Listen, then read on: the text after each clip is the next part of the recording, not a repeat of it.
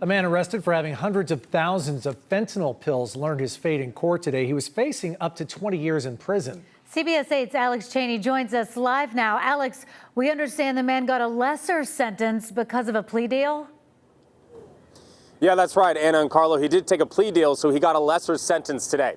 But let's go back. At the time of his arrest, which was in February of 2024, this was the largest ever fentanyl seizure in the history of the collaboration between the Department of Justice and the state's fentanyl enforcement program. So today, Hector Ruiz, he was sentenced to 10 years in prison and will be eligible for parole in 7 years. President, seated to my right, and go see. Jose Hector Ruiz was in court today to be sentenced for this: 720,000 fentanyl pills that were found in the car he was driving in Alpine last year.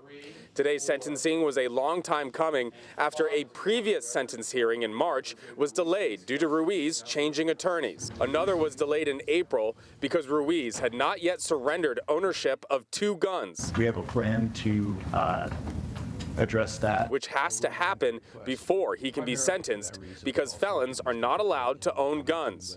Ruiz's attorney cleared that up today, saying Mr. Ruiz no longer has control over these 2 firearms that are outstanding. He believes the guns are now in Mexico.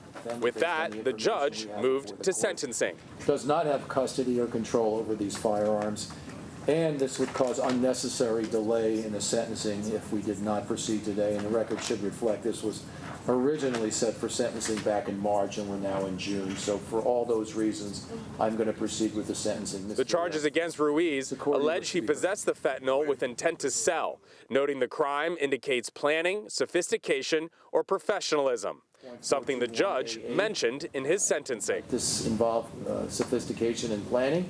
I find that aggravating factor substantially outweighs any mitigating factor, and therefore I will impose the upper term of 5 years. The judge added another 5 years for the original charge of possessing more than 40 kilograms of fentanyl, making it a total of 10 years in prison. But the judge said Ruiz will be eligible for parole after serving 7 years. And if he is released, Jose Hector Ruiz will serve the last 3 years of that 10-year term on probation. Back to you. Thanks, Alex.